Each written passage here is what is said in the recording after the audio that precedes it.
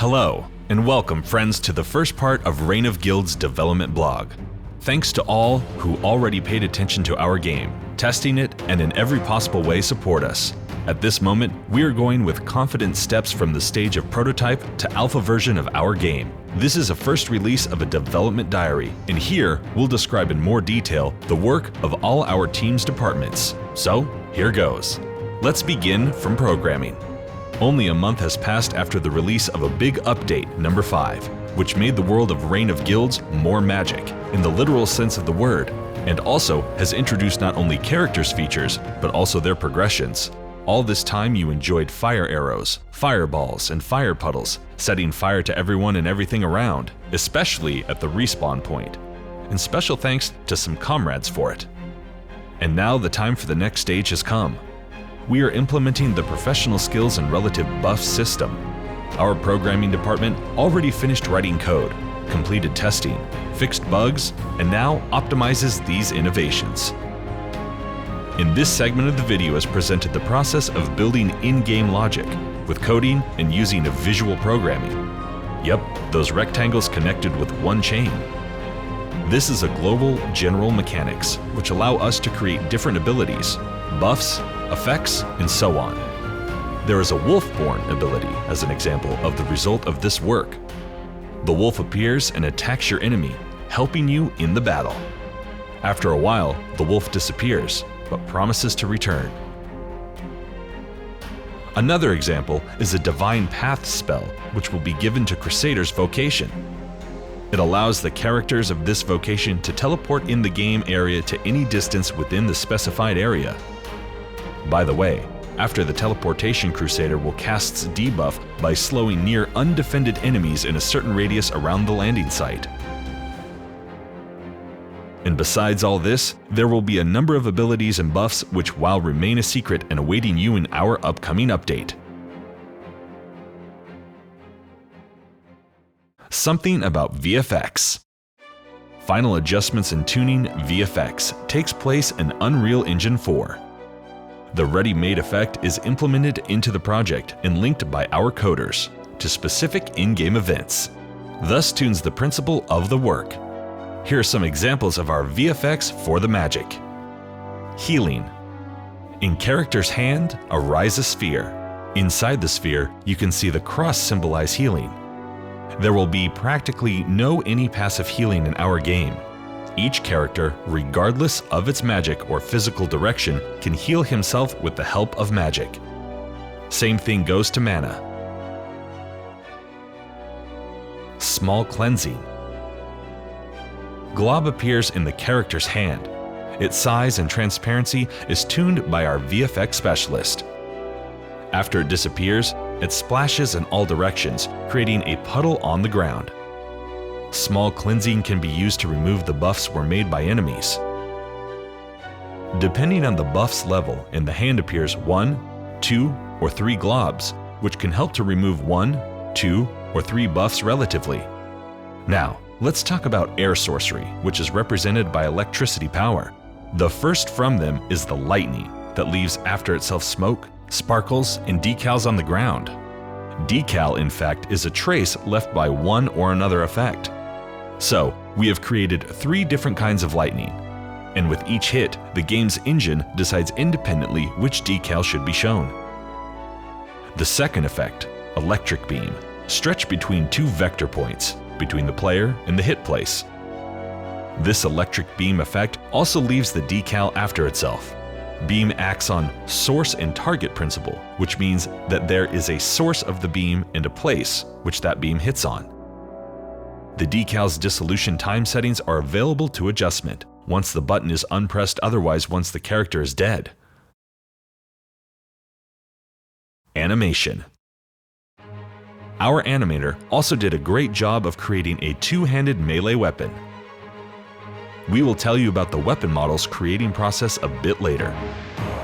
The character's animation is based on the realistic skeleton made by Atlant Games and includes a few dozen of bones. Every animation is created by moving the skeleton, and each frame has length of only 33 milliseconds. During the development process, it needs to prepare more than 80 unique animations for each type of weapon, such as running, walking, jumping, dodging, different kicks and hits, getting out and removing the weapons, and many others.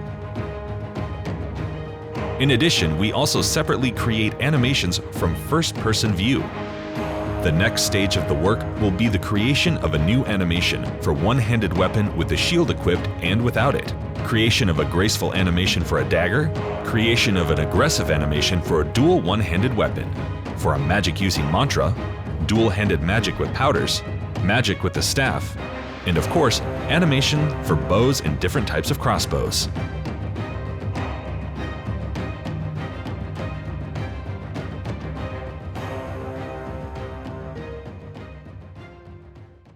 (3D) models. Creation of any models always begins from so-called billet of an object being developed. The most important thing in this process is the keeping of proportions to make the future model corresponding to a real object. This billet is a low polygonal object because at this development phase, it does not matter how many polygons the object has. After low quality model is created, the work with a high-res polygons object begins. In fact, all rigid joints and corners will be smoothed out by increasing number of objects' polygons, and the object starts to look more complete and close to what players can see in Reign of Guilds. When each spot is processed and making sure that all high-resolution polygonal models meet the requirements, starts the baking of an object, which means all high-res polygonal overlap low polygons. And then there is work on the adding of textures for a final look effect. It can be steel, burning black metal, leather, cloth, and so on, depending on the material to which it will be superimposed. In Reign of Guilds game will be able weapons customization feature. Therefore, all the weapons are sectional and consist of 4 parts: blade, guard, grip, and pommel. Each player can customize his weapon with any part and material he would like. There will be more than a few thousand of customization combinations, so each player will have the opportunity to easily make a truly unique item. Weapon that will appear in the Reign of Guilds world also will be unique, because its materials and qualitative features will be determined automatically right before its generation. So, it means it is still far from a fact that rich-looking weapon is able to be better than another one similar weapon made of standard materials.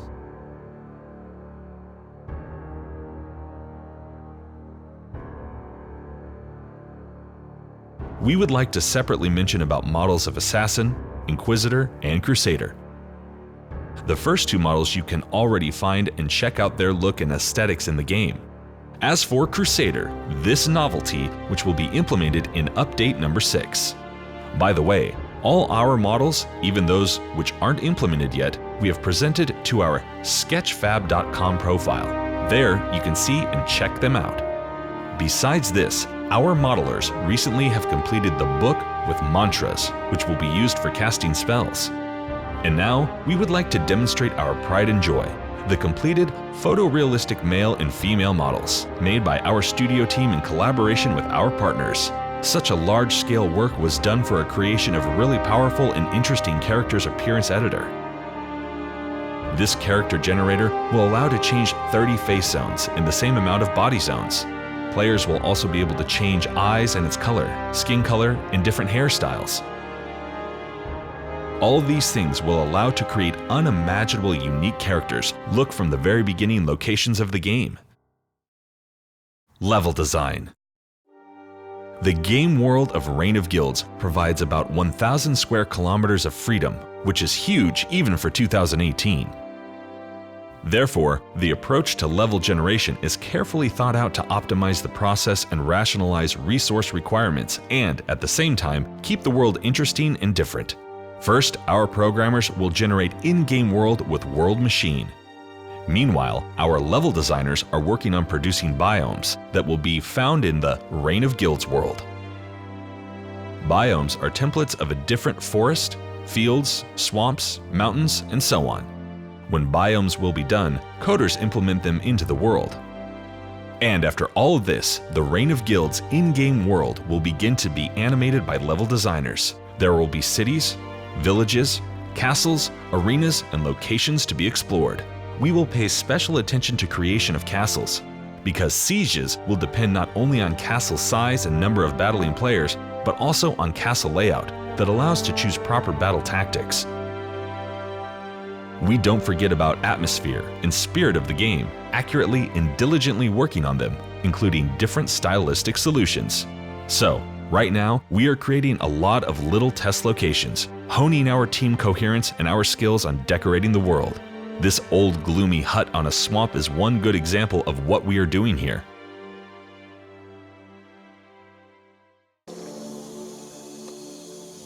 On this, the first episode of our development blog is coming to an end. Without unnecessary details, we tried to tell you about the content for the game and how it's created, share some news about upcoming updates and further development plans. In the next episode, we will show more concrete results, telling about only our team's certain departments' working results.